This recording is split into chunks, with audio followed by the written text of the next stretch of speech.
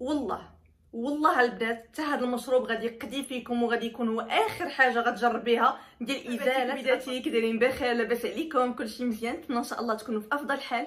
وانتم كتشاهدوا الفيديو ديال اليوم وصفه اقل ما يقال عنها صراحه اقل شيء هو انها رائعه جدا جدا جدا، واحد الدرجه ما كتخيلوهاش في بالكم، لتخسيس البطن او لسداري بكريشه، يختي سداري بكريشه اللي مرضنا ومعصبنا. اي بنت دابا ولاو البنات صغار، البنات فلاش ديال المراهقه، عيالات كبار، والدات ما والداتش، كلشي ولات عندنا الكرش. علاش؟ لان اول حاجه بعدا في هاد الظروف هذه ديال اللي كنعيشوا ديال الحجر الصحي تربات لينا الكريشه، الماكله والنعاس. البنات حتى هما اللي خدامين، يعني كياكلوا في الوقيته ديال الماكله وكيرجعوا للخدمه ديالهم كيبركوا في الكرسي هكا كتزيد تربى الكريشه. العيالات اللي كتصلح حتى العيالات اللي والدين وبقات لهم الكرش ديال الولاده وديال الحماله. يعني هاد الوصفه هذه لاي سيده كتعاني من الكرش، هاد الوصفه سحريه بالنسبه لك والله العظيم البنات، الى خطيره جدا جدا جدا. ونسيتكم اسهل من هذه الوصفه ما كنظنش كاين على اليوتيوب. اسهل وصفه لازاله الكرش واذابه الدهون اللي كتكون في الكرش.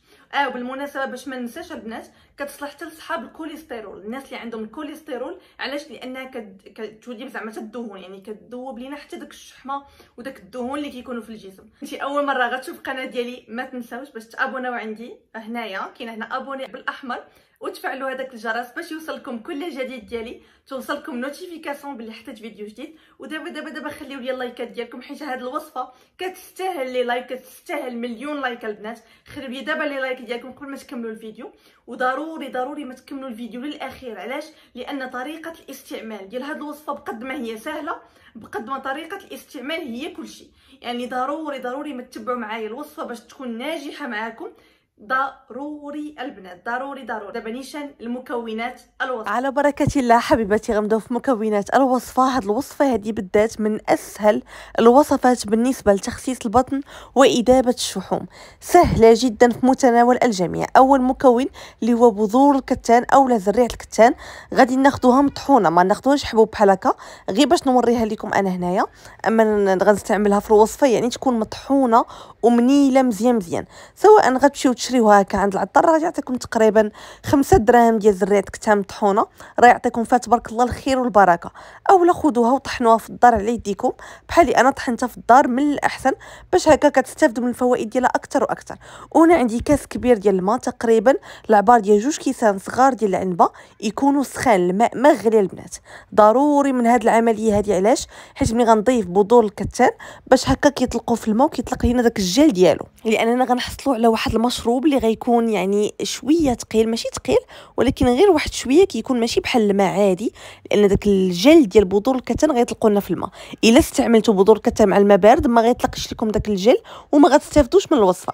غادي نستعمل تقريبا 2 معلقات اولا معلقه ونص من بذور الكتان اولا زريعه الكتان مع الكاس ديال الماء دافي، وغادي نحرك مزيان هذا الكاس حتى غادي تذوب ليا اولا غتنسجم ليا هذيك البذور الكتان مطحونه مع الماء طاي. وللاشاره فقط، بالنسبه لبذور الكتان بزاف الناس ما عارفينش باللي كيزيدوا في الوزن او ميم طون كينقصوا في الوزن. غتقول لي كيفاش؟ هذه القضيه متناقضه.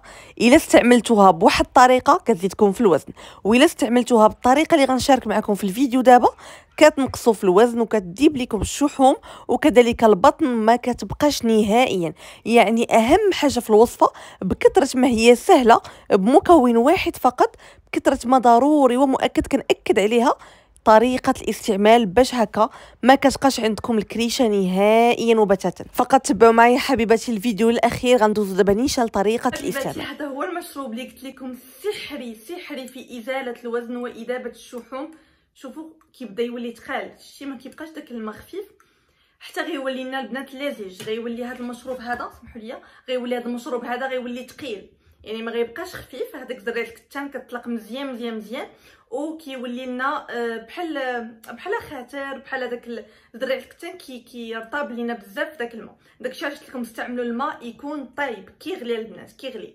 هذا المشروب هذا اهم شيء هي طريقه الاستعمال. انا غنقول لكم كل شيء البنات وتبعوا معايا بالحرف. طريقه الاستعمال ديال هذا المشروب هذا، يعني تقريبا 2 كيسان ديال العنبه ولا 2 كيسان صغار، هذا حيت كاس كبير، ولا عبروا بحال الكاس هذا، يعني كاس كبير ديال الماء مغلي مع القونص ديال زريعه الكتان ياك مطحون بيان سور. هذا المشروب هذا غتشربوه قبل الفطور يوميا قبل الافطار بنصف ساعه. هذا المشروب يستعمل قبل الافطار بنصف ساعه البنات. علاش نصف ساعه بالضبط؟ هكا باش كيخدم لينا في الكرش، يعني ماشي تشربوه نيشان تمشيو تفطروا، لا شربوه ومن بعد تسناو واحد نص ساعه عاد فطروا البنات يوميا قبل الفطور.